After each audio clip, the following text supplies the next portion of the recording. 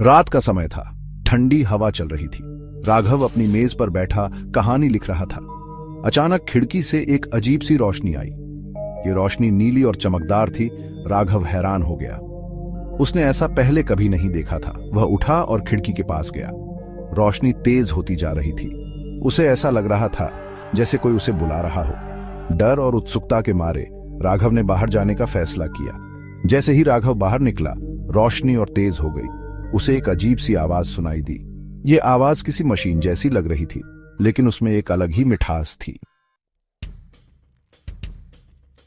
रोशनी के पास पहुंचते ही राघव की नजर एक अजीब से प्राणी पर पड़ी थी। वह प्राणी इंसान जैसा था, लेकिन उसकी त्वचा नीली थी और आंखें बड्ढी और काली थीं। डर के मारे राघव पीछे हट गया।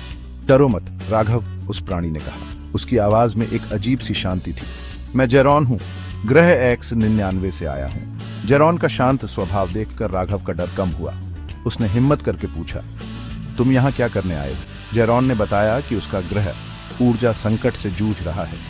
उसे पृथ्वी पर एक खास किस्म का क्रिस्टल मिला है जो उसके ग्रह को बचा सकता है।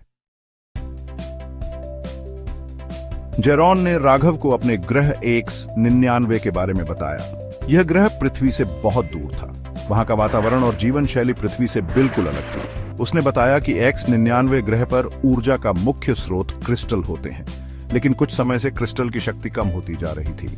जेरॉन को पृथ्वी पर एक प्राचीन ग्रंथ मिला था जिसमें इस खास क्रिस्टल का जिक्र था। उसे उम्मीद थी कि इस क्रिस्टल की मदद से वह अपने ग्रह को बचा सकता है।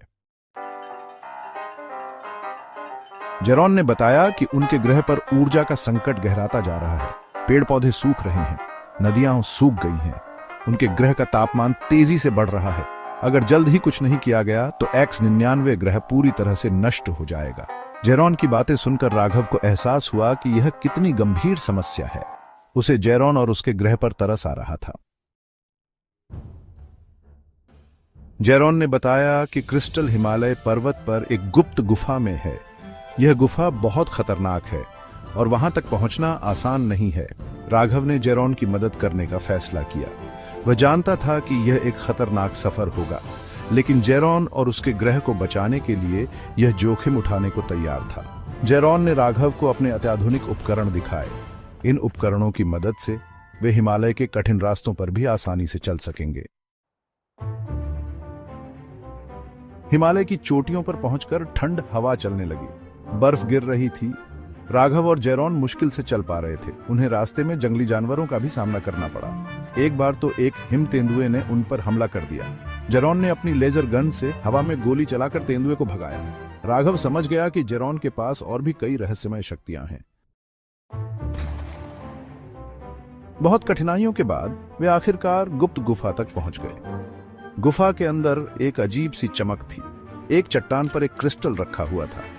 क्रिस्टल से नीली रोशनी निकल रही थी। जेरॉन ने बताया कि यही वह क्रिस्टल है जिसकी उसे तलाश थी। जेरॉन ने क्रिस्टल को ध्यान से उठाया और अपने साथ ले लिया। उसके चेहरे पर एक अजीब सी खुशी थी। वापसी के सफर में जेरॉन ने राघव को अपने ग्रह की तकनीक और ज्ञान के बारे में बताया।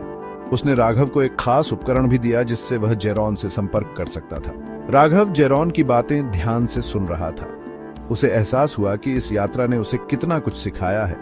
उसने जेरॉन से वादा किया कि वह इस अनुभव को कभी नहीं भूलेगा और हमेशा पृथ्वी की रक्षा करेगा। जेरॉन ने राघव को उसी जगह पर वापस छोड़ दिया जहां से वह उसे लेकर गया था। जाते जाते जेरॉन ने राघव को धन्यवाद दिया और कहा कि वह उसकी मदद कभी नहीं भूलेगा। राघव अकेला खड़ा जेरॉन को जाते हुए देखता रहा। उसके मन में एक अजीब सी शांति और उत्साह था। वह जानता था कि यह अनुभव उसकी जिंदगी बदल देगा। अब वह दुनिया को एक नए नजरिए से देखेगा।